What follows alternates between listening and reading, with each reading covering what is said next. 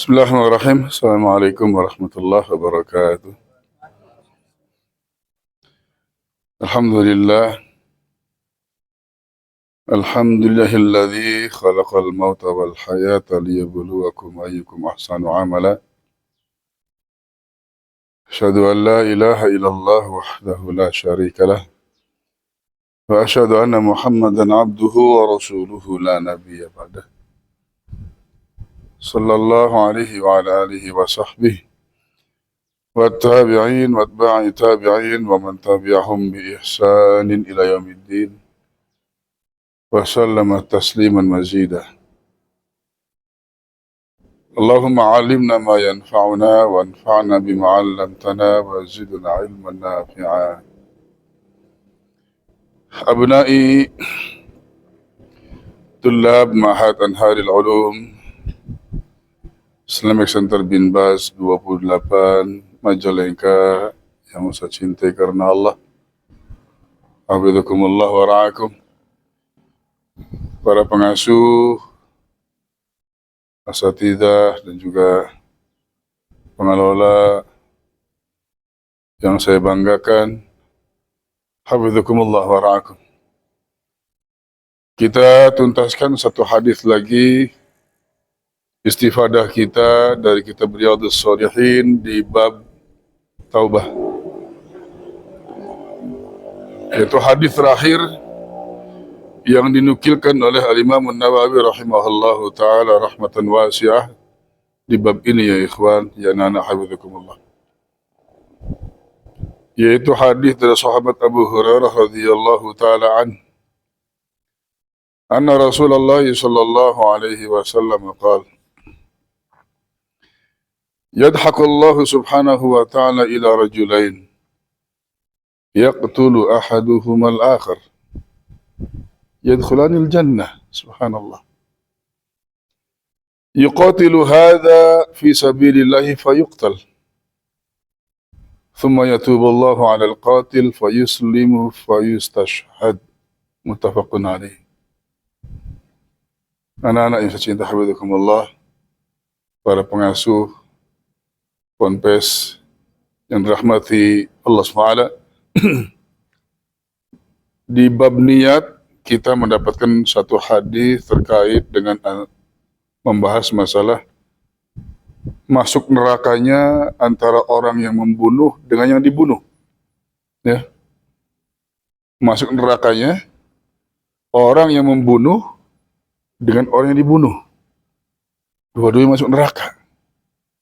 Sekarang ada lagi dua orang, yang satunya terbunuh atau dua-duanya terbunuh, tapi dua-duanya masuk surga. Kalau yang pertama di bab niat, ya, nah dua-duanya punya niat pengen membunuh, di mana niat membunuhnya itu dikarenakan, ya, itu ada yaitu urusan yang bukan di jalan Allah. Jadi dipengaruhi oleh syaitan. Sehingga yang terbunuhnya pun masuk neraka. Karena yang terbunuh ini keduluan saja sebetulnya. Jadi seandainya dia itu lebih cepat, dia akan membunuh temannya. Cuma keduluan dibunuh, akhirnya dua-dua masuk neraka. Nah sekarang, anak-anak hafizakumullah, baginda Rasul Muhammad SAW mengkhabarkan bahwasanya yaitu Allah Subhanahu wa ta'ala tertawa. Nah ini ada sifat bagi Allah Subhanahu wa ta'ala yang maha suci, yang maha tinggi, sifat tertawa. Ya. Yaitu terhadap dua orang. Allah tertawa terhadap dua orang, yang mana dua orang ini, satu dia berperang, ya, di jalan Allah untuk menyerang musuhnya. Ya. Ini di jalan Allah. Fi sabilillah. Ya. Orang yang pertama seorang mukmin yang berperang di jalan Allah. Hanya dia terbunuh oleh musuhnya. Maka yang terbunuh ini dia orang mukmin dan dia berperang di jalan Allah, berarti dia mati syahid. Ya, maka dia masuk surga. Sementara yang membunuhnya itu musuhnya. Kemudian ternyata Allah Subhanahu wa taala memberi hidayah kepada yang membunuhnya. Ya, dia bertaubat kepada Allah, dia masuk Islam, lalu karena dia adalah orang yang semangat berperang, ya, setelah masuk Islam pun dia semangat berperang lagi. Cuman beda, kalau dulu berperangnya melawan orang-orang mukmin, dia menjadi musuhnya orang mukmin.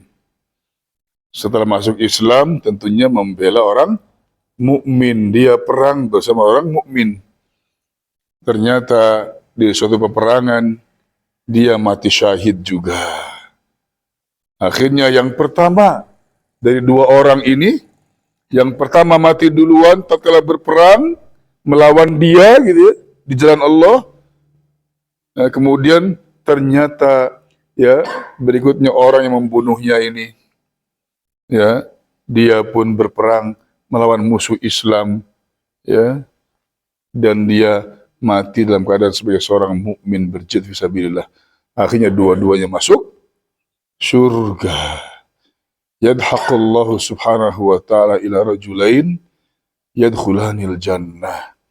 Allah tertawa mendapati dua hambanya masuk surga. Padahal ya itu yang salah satu di antara keduanya itu dialah yang membunuh yang satunya, ketemu di surga, masuk surga dua-duanya. Karena ternyata ya yang kedua pun dia mati ya seperti matinya yang pertama, yaitu di jihad di jalan Allah Subhanahu wa taala.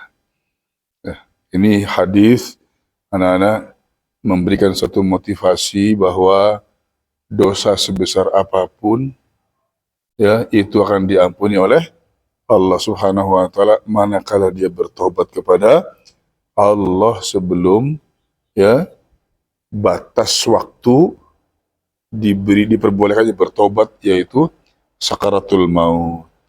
Pertemuan yang lalu kita bahas tentang batas waktunya. Ya, batas waktu orang itu dia bertobat dan tobatnya bisa diterima oleh Allah, yaitu sebelum sakarat maut atau sebelum matahari terbit dari tempat terbenamnya. Ya, artinya masih dalam keadaan sehat, dia bertobat minta ampun kepada Allah Subhanahu wa taala, maka Allah niscaya akan mengampuninya kalau dia bertobat dengan taubatan nasuha. Ya, Masya Allah. Jadi bersemangatlah untuk kita bertobat kepada Allah dan bersegera, jangan menunda-nunda. Anak-anak ya, perbaiki diri. Karena kalau orang sudah bertobat, sudah minta ampun kepada Allah, Allah ampuni dosa-dosanya, Allah bersihkan. Allah bersihkan dari hati kita noda-noda hitamnya, sehingga hati kita akan menjadi bersih, menjadi bening. Kalian yang sedang menuntut ilmu, nanti akan datang cahaya Allah bisa menembus ke relung-relung hati kalian, sehingga ilmu bisa menerangi diri kalian dan cahaya yang tersimpan di dada kalian, yang sehingga kemudian kalian bisa menerangi gelapnya kehidupan ini. Tapi kalau kita, kalian anak-anak dan kita semua seiring dengan perjalanan kita ini banyak berbuat dosa, yang berarti hati kita itu gelap.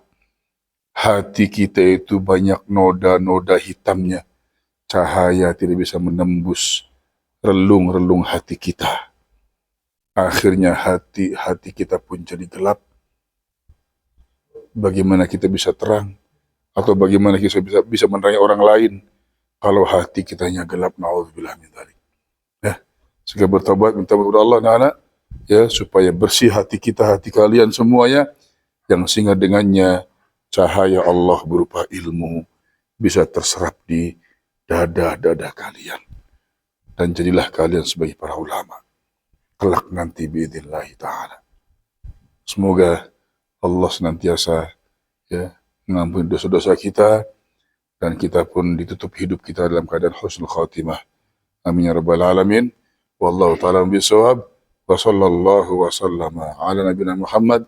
Subhanakallahumma wa bihamdika asyhadu an la ilaha illa anta astaghfiruka wa atubu ilaik.